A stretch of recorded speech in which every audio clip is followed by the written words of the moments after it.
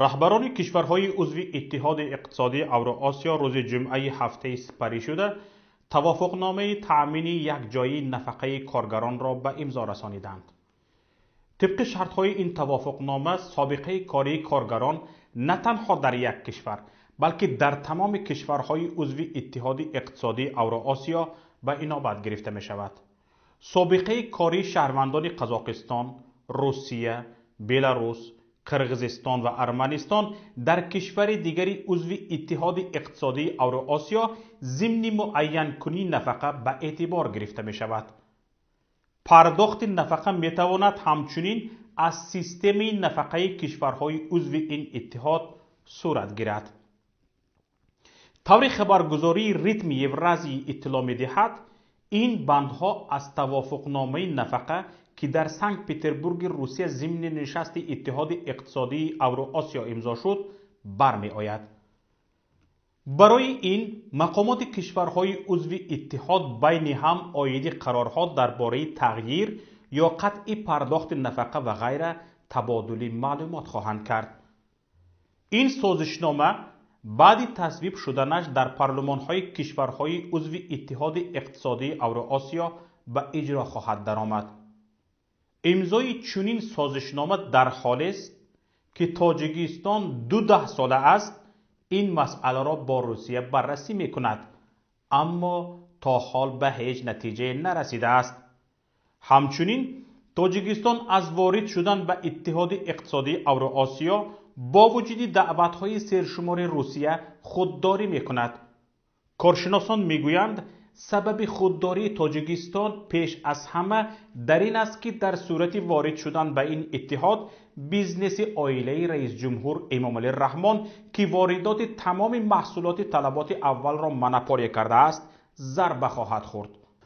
باید قید نمایم که خود پرزیدنت امامعلی رحمان منفعتدار نیست که تاجیکستان به اتحاد اوراسیا بپیوندد، چون بیشتر از 80% اقتصاد کشور زیر دست داماد دختران و فرزندان پرزیدنت امامعلی رحمانов قرار دارد که این را تمام این اقتصاد را منپولیا کردند و هر نرخی را خواهند دلشان به میزاجان پیشنهاد میکنند و یکی از سبب‌های گران بودن نرخ و نواها امروز در تاجیکستان این سببش منپولیا بودن از جانب داماد دختران پرزیدنت امامعلی رحمانov است و در صورتی به اتحاد اقتصادی اوراسیا وارد شدن در آنجا شرایط‌ها و قانون‌های یگانه وجود دارد که همه کشورها باید که مطابق این قانون و مطابق این ترتیبات فعالیت اقتصادی خود را پیش برند.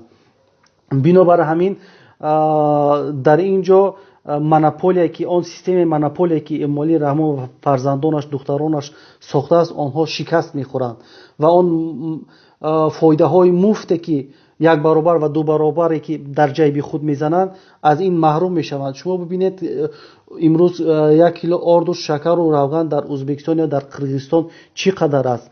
فرض مثال من یک لینچه آرد رو میگویم که در ازبکستان 10-11 دلار است، ولی در تاجیکستان باشد این 22 دلار است. این یک مراتبه زیاد است، یعنی اینجا یک غارت مردم قرار دارد.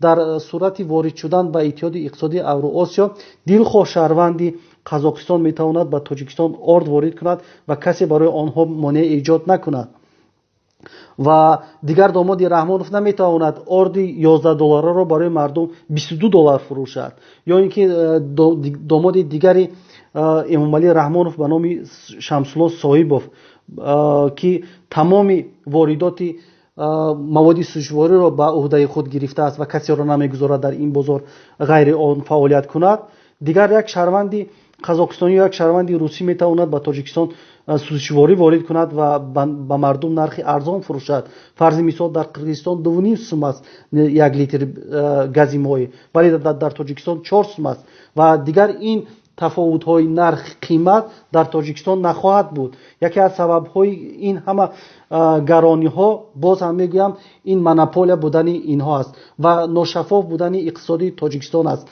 و این همه ناشفاف بودن، این همه دزدی و غارتگری هایی که از جانب داماد و دختران امامعلی رحمانov که هستند اینها هم آشکار میشوند. اینها دیگر نمیتوانند این دزدی و غارتگری ها را انجام دهند. این به منفیت آنها نیست و آنها نمیخواهند که به این اتحادیه تاجیکستان وارد شود.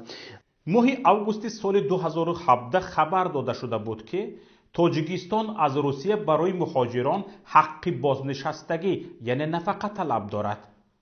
وزارت مهاجرت، مهنت و شغل اهالی جمهوری تاجیکستان قصد داشت که تا سال 2018 با روسیه در مسائل دادن حق بازنشستگی به مهاجران تاجیک به موافقه رسد.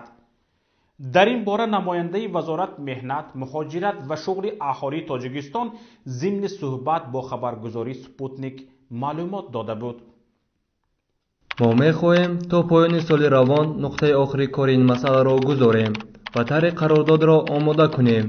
امضا شدن این قرارداد و مهاجران حقوق گرفتن حق بازنشستگی را در روسیه فراهم می‌آورد. حق بازنشستگی را تنها مهاجران می‌توانند دریافت کنند که در قلمرو روسیه بودجه و کار فعالیت قانونی دارند.